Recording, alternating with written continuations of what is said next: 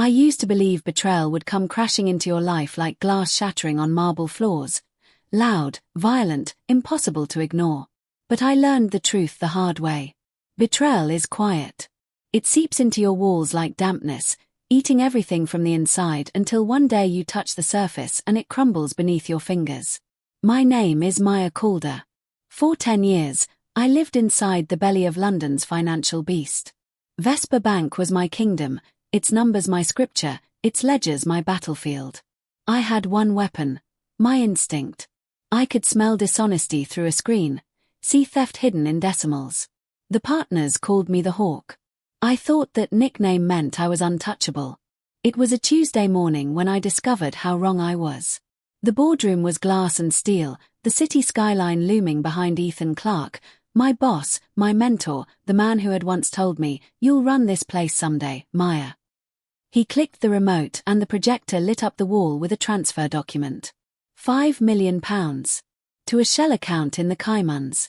Authorized by Maya Calder. Every curve of the signature was mine. The loop of the M, the sharp hook at the end of the R.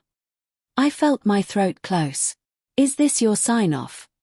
Ethan's voice was calm, almost gentle, but his eyes pinned me like a butterfly under glass. I didn't flinch. "No." A silence dropped over the room. I could feel 20 pairs of eyes drilling into me. "It looks like your approval," one of the directors muttered. "It's a forgery," I said. My voice was flat, steady, but my hands under the table were clenched so tight my nails cut into my skin. Ethan tilted his head. "That's a serious claim. You're suggesting someone in this institution fabricated your digital credentials." I met his gaze. "Yes." He studied me for a long moment, then nodded. "Then we'll investigate. But Maya, don't make any sudden moves. Whoever did this already has a head start." The meeting broke.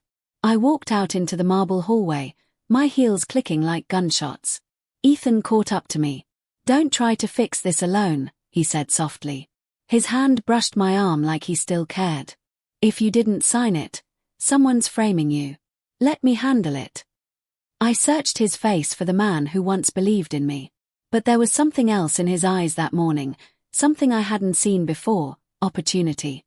That night, when I unlocked my apartment, I knew someone had been there. The air smelled faintly of amber noir, my perfume, but I hadn't worn it in weeks. The closet door stood slightly ajar. A single heel from my pair of Louboutins was out of place. Nothing was missing. No. Something had been left. They wanted me to know they'd been inside my life. I sat on the bed in the dark, holding my breath, and whispered to myself, "Whoever forged my signature has already touched everything I own." Morning comes like a lie, bright, clean, pretending nothing happened. I wore a steel grey suit and the face of a woman with nothing to hide. On the way to the office I texted Clara. "Coffee? 10 minutes. The place on Fleet." She replied with a heart and a thumbs up, the language of people who don't intend to confess. The cafe smelled like cinnamon and burnt hope. Clara was already there, hair tucked behind one ear, nails bitten shorter than yesterday. She stood to hug me. I let her, long enough to feel her heartbeat racing. "You okay?" she asked. "Define okay," I said, sliding into the booth. She winced. "Maya, about the transfer." "I didn't sign it." "I know you didn't." A pause. "But people are talking." "People are always talking." I stirred my coffee without looking at it. "Last night someone was in my apartment." Her pupils tightened. "What?" "They moved a shoe. Wore my perfume. They wanted me to know." Clara swallowed. "You tell security." "I'm telling you." I set down the spoon. "Because I'm starting to think the threat isn't outside the bank." Silence spread between us like a stain. Then she leaned in, voice barely above a whisper. "Ethan's pushing for an emergency vote to suspend you. He says it's to protect the institution. Off the record, he wants your chair." "And you?" She flinched. "I don't want your chair. You just want to keep your own." A flush rose on her neck. "Maya, I'm your friend." I know, I said, keeping my tone gentle, almost tender. That's why I'm asking you something simple. Last night, did you open a document called Audit Response, Confidential? The cup clicked against the saucer in her shaking hand. I logged into the shared folder to check templates. Maybe I. Templates. Right. I smiled. Thanks for the coffee, Clara. Maya, wait. But I was already standing. Tell Ethan I'll be at the 10 o'clock committee. He'll want a front row seat. I left her staring at her reflection in the window, where the city bent itself around a woman who had just realized the world could fold without warning. Back at Vespa, I closed my office door and called Martin in cyber. I need an offline audit of our identity manager. No tickets, no paper trail. That's a felony inside a bank, he said. So is forging a senior investigator's credentials. He hesitated, then, give me 40 minutes.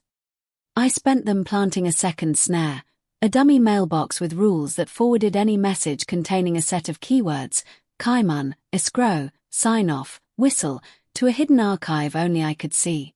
Then I waited, listening to the building breathe. At 10:07 a.m., the risk committee assembled like a firing squad. Ethan stood at the head of the oval table, immaculate in navy, the soft authority of a man used to winning. Directors shifted their pens into battle positions. I walked in last, sat, and placed my phone face down. We'll move quickly, Ethan said. The integrity of this institution is our North Star. Evidence points to an authorized activity under Ms. Calder's ID. Pending investigation, I propose temporary suspension. Seconded, said Director Patel. I laced my fingers. Before we vote, I brought something. Council has advised. Ethan began. Council can watch like the rest of you. I tapped the tablet. The wall monitor lit with a clean dashboard of access logs. I didn't look at Ethan. I looked at the others. At 2:17 this morning, a document in my private audit folder was opened from a device registered to Clara Weston. 3 minutes later, copied to an encrypted external drive tied to a docking station in Ethan Clark's office. Eyes turned. A soft, collective intake of breath. Ethan didn't flinch. Ms. Weston works on shared templates. And my office hosts secure hardware for many departments. Of course. I tapped again. A second graph blossomed.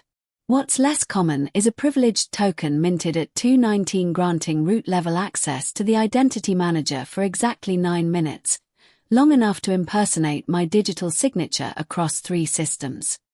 I let the numbers hang. The token originated from a subnet reserved for executive suites. Director Kwong leaned forward. Are you alleging Mr. Clark generated that token? I'm alleging the token was generated on his floor. If he didn't press the button, someone with a key to his kingdom did. Ethan's smile thinned. Maya, you're cornered and striking wild. Sit this out. Let the process. Process. I laughed once, softly, the way you laugh when the knife slips through silk. The process broke the moment someone wore my identity like a glove. My phone vibrated, face down. A new forward hit the hidden archive. I ignored it and kept my eyes on Ethan. He raised his hands, palms open. I've supported your ascent for years. If you're innocent, I'll be the first to clear your name. But this spectacle jeopardizes confidence. Confidence is already gone, I said. It left when whoever did this broke into my apartment to make sure I could smell them. That did it. Around the table, something shifted. Real fear doesn't come from numbers. It comes from the word inside. Ethan glanced at the chair. We'll adjourn until 2. Ms. Calder, leave your devices with compliance. I stood. You can have my phones. I slid both across the table. You can't have my mind. In the hallway, Martin was waiting with a manila folder and eyes like a storm. We ducked into a stairwell. You were right, he said. There was a ghost admin session minting that token. The kicker. The machine that initiated it is labeled as a conference room PC on 12, but its Mac was spoofed. Whoever did this sat somewhere else, tunneled through the conference box, and left a signature. What signature? A timestamp pattern. 3 pulses. 4-second gaps. That's human. A habit. Can we map it to a typist? He grinned. Already did. Pulled keystroke telemetry from the badge readers. Don't ask.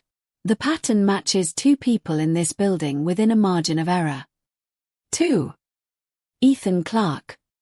He flipped a page. And Clara Weston. My stomach didn't fall. It lifted, like the moment before a drop when your body realizes it's about to fly or die. Send me the packet, I said. Off email. Dead drop. Maintenance locker C9. He nodded, then paused. Maya, watch your back. I went to the ladies' room and locked myself in a stall. Only then did I open the forwarded mail I'd ignored in the meeting. It was from an anonymous account, subject, for what it's worth. Inside, a single sentence. He rehearses in the mirror before he lies. Check the camera in the south corridor. 6:42 a.m.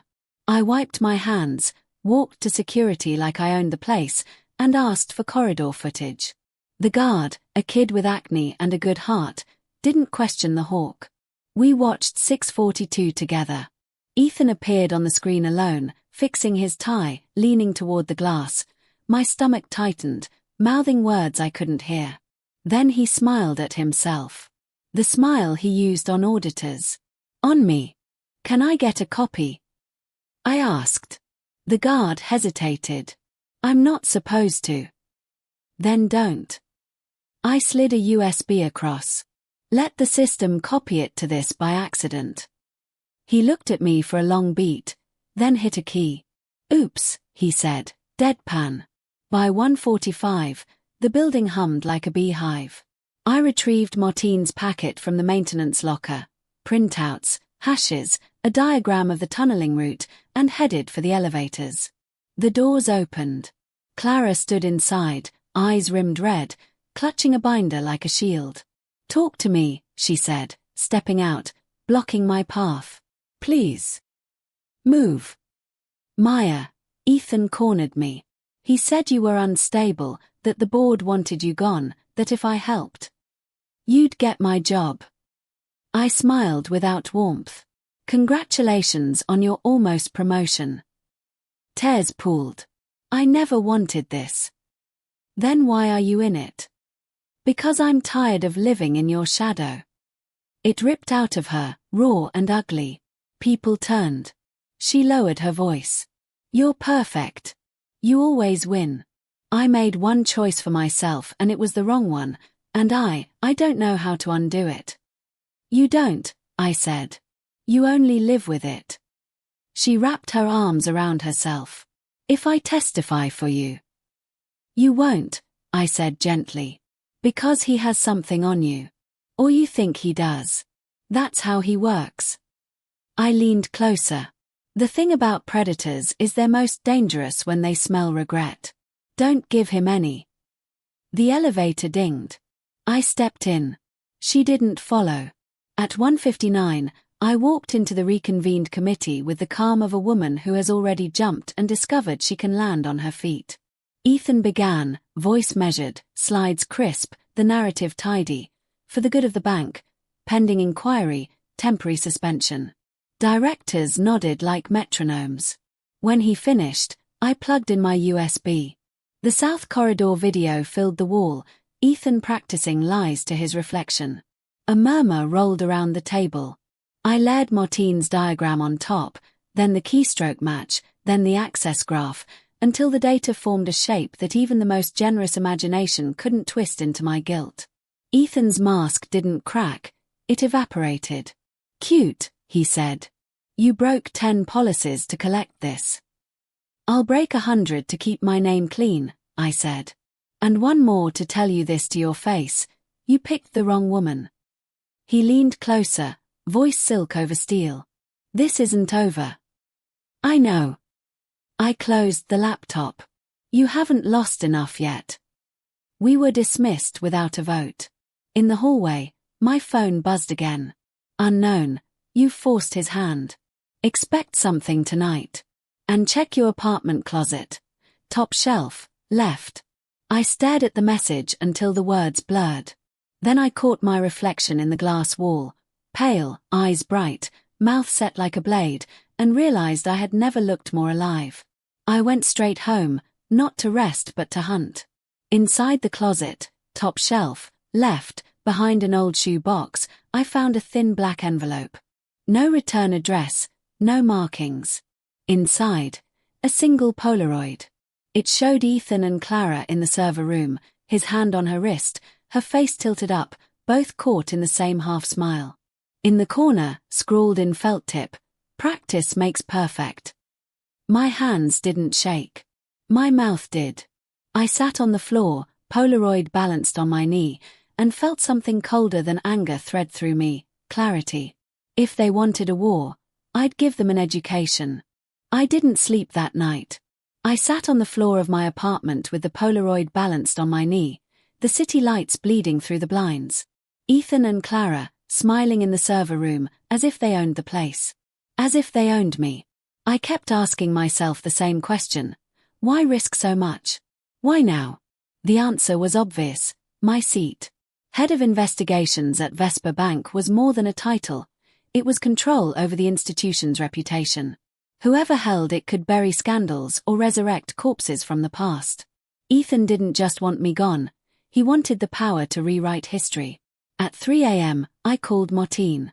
He answered groggily. "Maya. It's the middle of the night. Listen. I need everything you can dig on Ethan's offshore ties. Shells, trusts, anything crime unrelated. That's suicide. You get caught poking there. I already have a target on my back. Help me aim it." He sighed. "You're insane." "No," I said. "I'm angry." By morning, I had a plan. The board wouldn't believe paranoia, but they would believe money. If I could trace the stolen $5 million back to Ethan, or even hint at his fingerprints, the game would flip.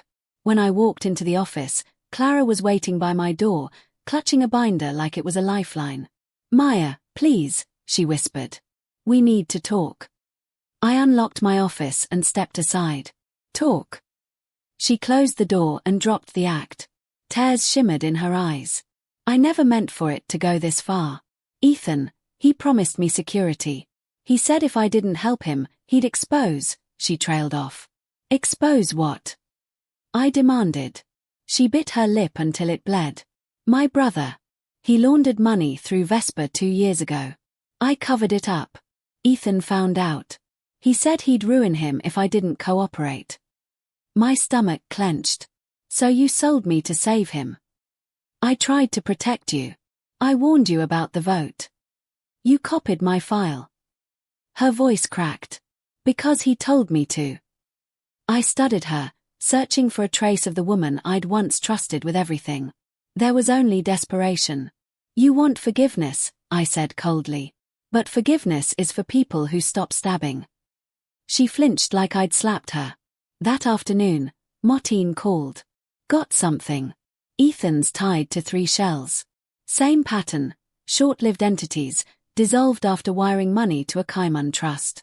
One of those shells matches the account that received the forged transfer. Send it. Off-grid only. You'll have it tonight." I ended the call and felt the first real spark of victory. I wasn't just defending myself anymore. I was hunting. At 6, Ethan summoned me to his office. His smile was polished steel. "You've been busy." "Not as busy as you." I sat opposite him. $5 million's a nice round number. Care to explain why it ended up in a shell tied to you?" He chuckled softly. "You think you're clever. But clever gets lonely." He leaned forward, voice low. "What happens when the board learns you've been hacking our systems, coercing staff, planting fake evidence? I can bury you with a sentence." "You can try." He tapped the desk. "This is chess, Maya. You've already lost your queen." "Maybe. But pawns reach the other side all the time. His eyes narrowed. Careful. I stood. You started this war. I'll end it. When I returned home that evening, my apartment door was ajar. My heart thudded, but I walked in anyway. The lights were off. A whisper of movement in the kitchen froze me. Clara. I called. A shadow stepped forward. Not Clara. A man in a black mask. He didn't speak. He just placed a small envelope on the counter, then slipped out the door without a sound. My hand shook as I opened it. Inside was a single USB drive. Label, "See what loyalty costs." I stared at it, torn between fear and hunger. Finally, I plugged it into a clean laptop I kept offline. The screen lit with footage. Clara, in Ethan's office, her face pale, tears streaking down. Ethan stood over her, hand pressing her shoulder, whispering into her ear. Then, clear as day, his voice. Maya will take the fall. You'll get her seat. And no one will ever know. The file ended there. I leaned back in the chair, my pulse roaring. It was the proof I needed. But another thought chilled me. Who had given it to me? And why? At midnight, my phone buzzed with a new anonymous message. The board meets Friday. Bring the video. But remember, when you burn Ethan, you burn Clara too. Decide who deserves the fire. I sat in the dark, staring at the city outside my window, and whispered to myself. They both do. Friday arrived with rain hammering the city, London skyline blurred behind glass towers. The boardroom was filled to the edges with power, directors in tailored suits, assistants clutching tablets, lawyers whispering in corners. At the head of the room sat Ethan Clarke, flawless as always, hair slick, smile carved like marble. Clara was 2 seats down from him, eyes fixed on the table, the ghost of a woman who had gambled everything and lost. I walked in last, carrying nothing but a slim leather folder. Every head turned. I didn't sit. I wanted them all to see me standing, unbroken. Ethan rose. Ladies and gentlemen, he began, voice smooth as polished oak, we convene today to address the breach of trust perpetrated by our head of investigations, Maya Calder. The room murmured. He let the tension bloom before continuing. Evidence shows her credentials used in a £5 million transfer. Further irregularities suggest attempts to cover tracks, implicating others. For the safety of this institution, I recommend her removal. He gestured with perfect timing. The spotlight was ready to cut me down. I opened my folder and held up a single USB drive. Before you pass judgment, I said, my voice echoing across the chamber, you deserve the truth. I walked to the screen, plugged it in, and pressed play. The video filled the wall. Clara in Ethan's office, tear-streaked, his hand heavy on her shoulder. His whisper was clear as thunder. Maya will take the fall. You'll get her seat. And no one will ever know. The room erupted, gasps, murmurs, directors turning sharply toward Ethan. Clara's face drained of all color. Ethan's smile faltered, then cracked. That, he stammered, that footage is doctored. It's an invention. Is it? I laid Martine's packet on screen. Offshore shell accounts, transfers linking directly to Ethan's Cayman trust. Line after line of evidence, each nail hammered into his coffin. You wanted my position, I said, voice rising above the chaos. So you forged my name, framed me for theft, and promised my best friend the spoils. But you underestimated me, Ethan. You thought I was prey. I am the predator. Ethan slammed a fist on the table. This is slander. The chairman stood, face stern. Enough.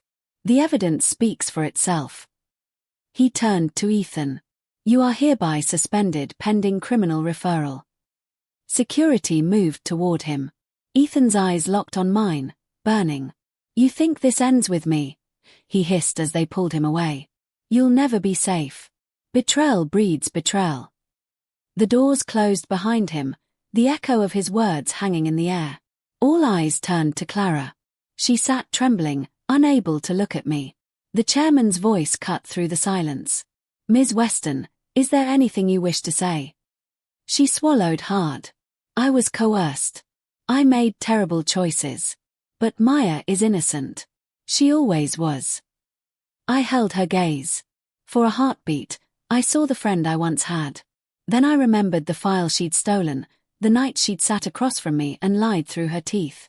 "I'm not your savior, Clara," I said coldly. "You chose your side." The chairman nodded. "Compliance will review your involvement. Until then, you are relieved of duty."